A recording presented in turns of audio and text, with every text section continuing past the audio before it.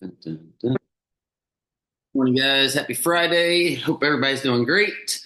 Yeah, excited for this weekend for sure. Dodgers Yankees tonight. Said it yesterday. I don't have a ton of confidence in game one. I got more confidence this morning. More I keep thinking about it.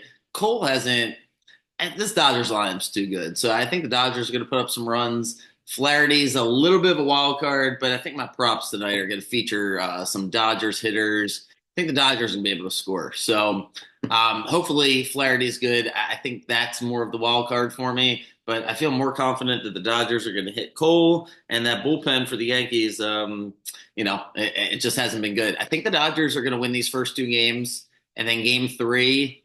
If they start Bueller, I think Dodgers will win that game. It's not going to be a long series. The Dodgers win this in five or six. They're the better team. Losing tonight might force it to be six games. The Dodgers win tonight. I think they're going to win in five. So, yeah, looking forward to watching the game. Rooting against the Yankees. The Dodgers aren't the easiest team to root for, as they're worth a gazillion dollars, but Otani's a hell of a lot easier to root for than all the Yankees players. So, gonna root for the Dodgers. I'm sure everybody else listening is. If you're betting, good luck. And that's that. So, looking forward to breaking down the series as it happens. And shoot, the game last night was great. Obviously, I went 4-1, so I feel good about the game. But if you watch the game, it was very high level football, especially in the first half. It was the only game this season where both teams scored touchdowns on the first two drives. And then it did stall offensively. A lot of pre-snap penalties hurt some drives. And in the second half, it was a little bit sloppier, but it was a high-level game as far as quarterback play and coaching. And the Rams come out on top. Stafford was great, really was. He made so many good plays yesterday. I did not know at the time when I recorded, even when I put the bets out, that Puka was playing. If that was the case, I would have loved the Rams even more. I don't think I would have changed any prop bets because I figured, excuse me, Cup would have still gotten his, and that was the one that fell short. But yeah, Puka back. That Rams team is really good. The defense did enough in the second half, getting some pressure on Darnold, and Darnold looked really good. It's just a matter of the Vikings couldn't punch it in, so they had to settle for three. And then they just had too many penalties, losing their left tackle, Christian Darrisaw. It's a really, really big loss. I came away from that game thinking the Rams are making the playoffs. They have a really tough game against the Seahawks, and then the rest of the schedule for the next 4 or 5 weeks is pretty soft.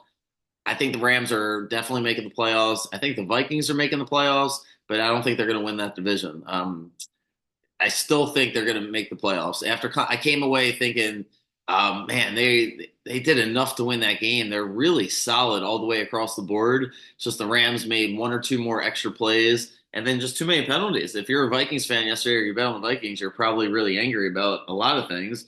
Um, Especially the face mask at the end. That was definitely a face mask. Whether or not they come down and score, who knows? But that was a face mask.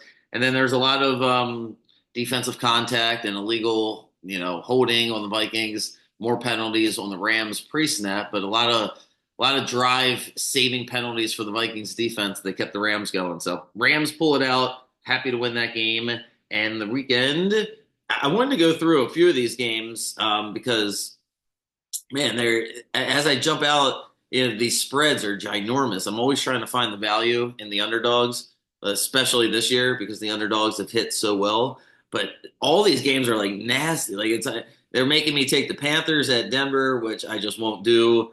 Although Bryce Young's going to play, he's got to be better than he's been. But I, I don't know how you actually bet money on the Panthers, where they're getting 9 points. Easier to bet on the Chiefs. They're at the Raiders. The Raiders just have always played the Chiefs tough. In the Mahomes era, especially recently, they're the last team to beat them on Christmas last year, and it's in Vegas, which doesn't really matter. But the Chiefs got to give is it 9.5. I mean, I'm inclined to do that. The more I say it, Minshew is going to be the quarterback. I don't like betting on it that way, but I would tease the Chiefs before I would tease the Bronx. It's 10 points. Yeah, I would think the Panthers could keep it closer than the Raiders could keep it close with the Chiefs. And what was the other big one? And then the Titans, right? And the Lions. That's at 11 points. Or is it 12 now? Mm-mm-mm. Crazy. 11, 11 and a half, 12, depending on where you're looking. The Lions and the Titans. Titans trade Hopkins. I don't know. Lions can't be this amazing on offense every single week. That's a lot of points, but you got an outdoor team in a dome.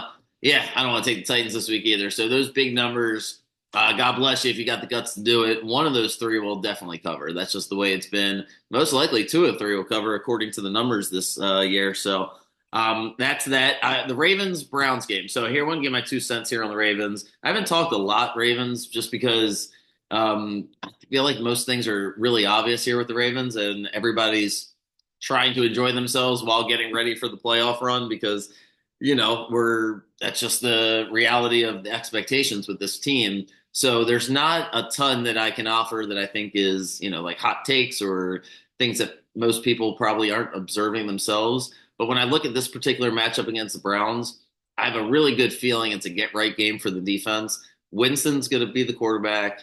Chubb's there. We're going to load up against the run. They're going to run the ball a lot. They're going to play really conservative. They almost were able to play that type of game and beat Cincinnati last week.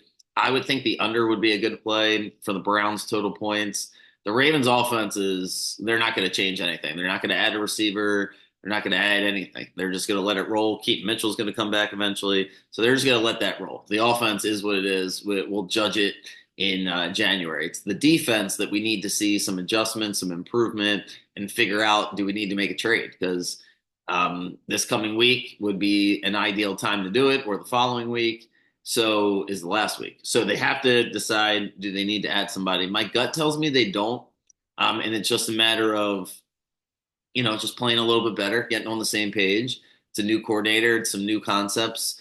You don't have, I think it's a lot of things that, frankly, a lot of other teams go through where, you don't have as much practice time. You're just getting adjusted to things. I really am not concerned about it. I would be concerned if the Browns ate us up because the other offenses they were playing have been, they've been playing some pretty good offenses. So I expect them to play better against the Browns. It'll be a desperation game for Cleveland. The crowd will probably be really hyped up because there's no Deshaun Watson, but that roster's cooked anyway. They don't have enough playmakers on the outside. They already traded Cooper. So it's a really bad matchup for Cleveland. We're going to load the box. Chubb is just coming back.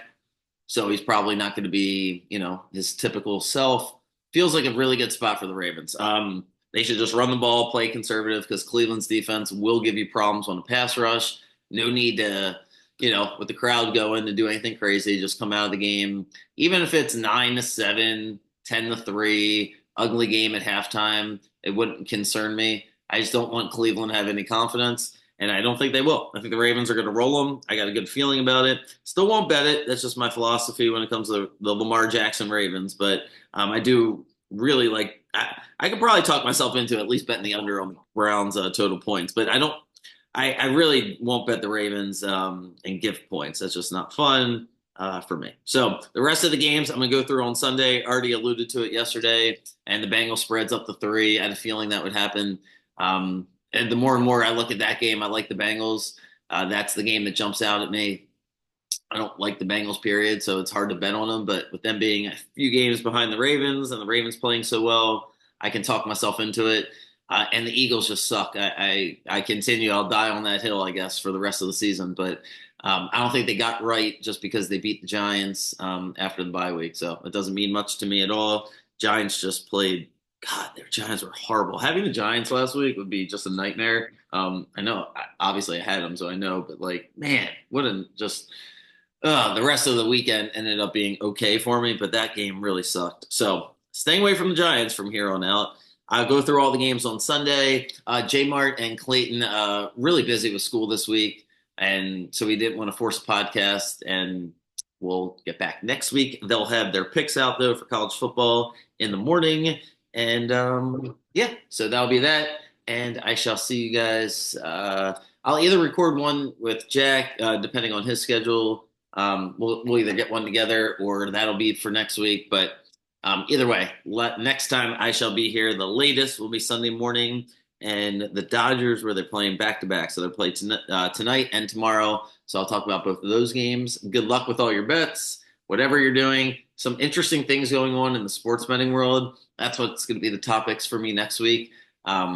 a lot of interesting things just with some people, some people that have made a lot of money betting on sports, professionals now giving opinions on the ways to do things, and some fascinating podcasts I've been listening to. So I look forward to discussing that because, I haven't talked about it lately, but I think at this point, everybody that's still listening, knows that my message here is just make this fun because the people pretending like they have locks or they have guarantees or they have can't miss games or 10-star games or whatever words you want to use, those are the people you got to stay away from because it just doesn't work like that. Some of the people that have been successful that have shared what they've been doing has been fascinating for me to listen to. I've always been on the prowl to see if there's people legitimately winning and if it's replicable or you get lucky for a year because that can happen too, right? And that's not a proven system. So I shall share that with you guys next week. Cool. Have a good weekend. Good luck to whatever you're doing, and I'll see you guys soon.